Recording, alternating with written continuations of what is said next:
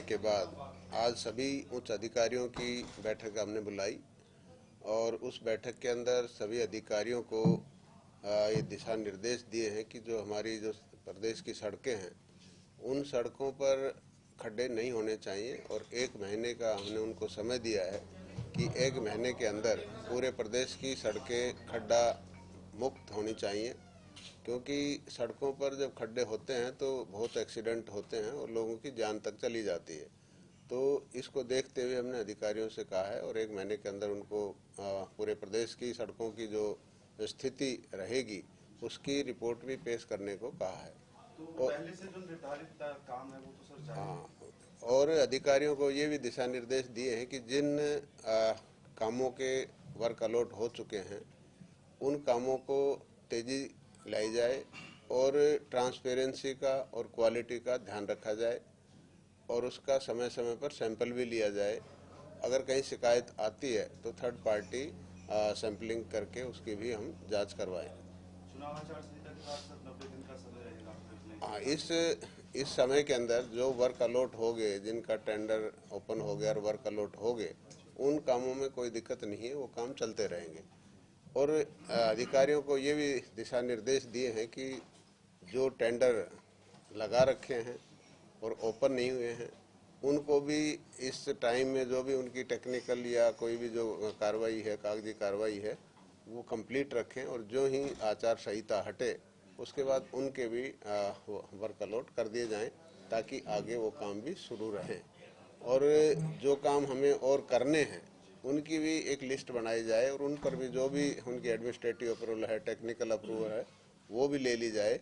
उसके बाद उन पर भी टेंडर लगा करके और टेंडर अलॉट करके उन पर भी काम शुरू किया जाए। इस तरह के दिशा निर्देश हमने सभी अधिकारियों को दिए हैं और ये भी कहा है कि एक सर्वे रिपोर्ट हर साल करते हैं ये कि किस सड़क की क्या स्टेटस है, कब उसका डीएलपी टाइम ख़त्म हुआ है, किन की रिपेयर होनी है, तो वो भी स्टेटस रिपोर्ट भी हमने मांगी है ताकि उन पर भी काम किया जा सके।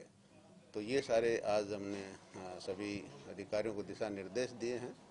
और सड़क देखो विकास का आईना होता है और अगर सड़कें हमारे प्रदेश की अच्छी रहेंगी तो प्रदेश का नाम भी अच्छा होता है, क्योंकि जो बाहर से कोई आता है आदमी तो जब सड़कें अच्छी होती थी कहते हैं कि वहाँ बड़ी अच्छी सड़कें हैं, तो एक अच्छा नेम भी मिलता है। अगर ख़राब होगी तो बैड नेम भी मिलता है। तो ये हमने अधिकारियों से कहा कि इस बात का ध्यान रखें कि सरकार की छवि अच्छी रहे सड़कों के मामले में। तो आज इतना ही हमने सभी अधिकारियों को। इसके अलावा सर लोकसभा चुनाव है और सभी 10 लोकसभा सीटों पर भारतीय जनता पार्टी ने उम्मीदवार उतारे। सबसे पहले तो किस तरीके से देखते हैं सभी उम्मीदवार बीजेपी के चुनावी मैदान में? देखो, भारतीय जनता पार्टी एक संगठनात्मक पार्टी है और भारतीय जनता पार्टी का कार्यकर्ता 365 दिन फील्ड में रहता है, जनता के बीच में रहता है और पार्टी के विभिन्न प्रोग्राम्स आते रहते हैं, उनके जरिए जनता के बीच में जाता रहता है। और हमारी पार्टी का जो पन्ना प्रमुख तक जो हमने काम किया है, एक माइक्रो मतलब मैनेजमेंट है, ये पन्ना प्रमुख तक हमारी पार्टी पहुंच चुकी है, बूथ लेवल तक पहुंच चुकी है। तो मुझे ऐसा नहीं लगता कि आने वाले जो लोकसभा के चुनाव हैं ये इनमें भारतीय जनता पार्टी को कोई दिक्कत आएगी। और जो देश के प्रधानमंत्री जी का 400 पार का नारा है उसको हम पूरी तरह से पार करेंगे। और हरियाणा के अंदर भी जो 10 की 10 लोकसभा सीट हैं जो भारतीय जनता पार्टी को जिताकर माननीय नरेंद्र भाई मोदी को तीसरी बार प्रधानमंत्री बनाएंगे। बाकी पार्टियों से भारतीय जनता पार्टी की तैयारी सर आगे नजर आ रही है? देखो, बहुत आगे भारतीय जनता पार्टी की जो चुनावी तैयारियां बहुत आगे हैं। देखा होगा आपने, कांग्रेस पार्टी तो पिछले 10 साल के अंदर अपना संगठन तक नहीं बना पाई, तो उनकी कैसी तैयारी होगी आप अंदाज़ा लगा सकते हैं। लेकिन भारतीय जनता पार्टी तो हर स्टेप पर जो चुनावी मैनेजमेंट है सबसे आगे है। सर, अगर 10 साल की सत्ता की बात करें केंद्र या राज्य की, तो वो विपक्ष कहीं ना कहीं एंटी इनकम्बेंसी होने का भी दावा करता है। बहुत सारे कुछ मसले जैसे जहाँ पर बीजेपी भी थोड़ी सी गिरती हुई नजर आई थी, लेकिन अब वर्तमान प्रोस्पेक्ट में जो 400 का लक्ष्य रखा है, साउथ के अंदर बात करें तो बीजेपी की शायद थोड़ी सी पोजीशन इतनी अच्छी नहीं है, सत्ता में कर्नाटक को छोड़ के शायद कुछ था नहीं, तो साउथ के अंदर सीटों के ऊपर थोड़ा सा बीजेपी ज्यादा फोकस करके चल रही है। देखो, आपने भी देखा होगा कि 7 ऐसे राज्य हैं जहाँ पर 95% सीटें जीती थी, उनको बरकरार रखना और ये इसको लेकर बाकी पार्टियों से कैंडिडेट इम्पोज किए जा रहे हैं। देखो, वो तो क्या होता है कि चुनाव जीतने के लिए कैंडिडेट का आना जाना सभी पार्टियों में लगा रहता है।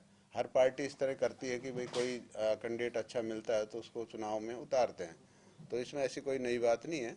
दूसरा, जहाँ तक आप एंटी इनकम्बेंसी की बात कर रहे थे, पिछले 10 साल के अंदर जिस तरह से केंद्र में देश के प्रधानमंत्री नरेंद्र भाई मोदी जी ने जो ऐतिहासिक फैसले लिए हैं और जो जन कल्याणकारी योजनाएं बनाई हैं और जो गरीब कल्याण के लिए काम किए हैं, गरीब आदमी को उनकी सरकारी योजनाओं का लाभ उनके घर तक पहुंचाने का जो काम किया है, ट्रांसपेरेंसी से काम किया है।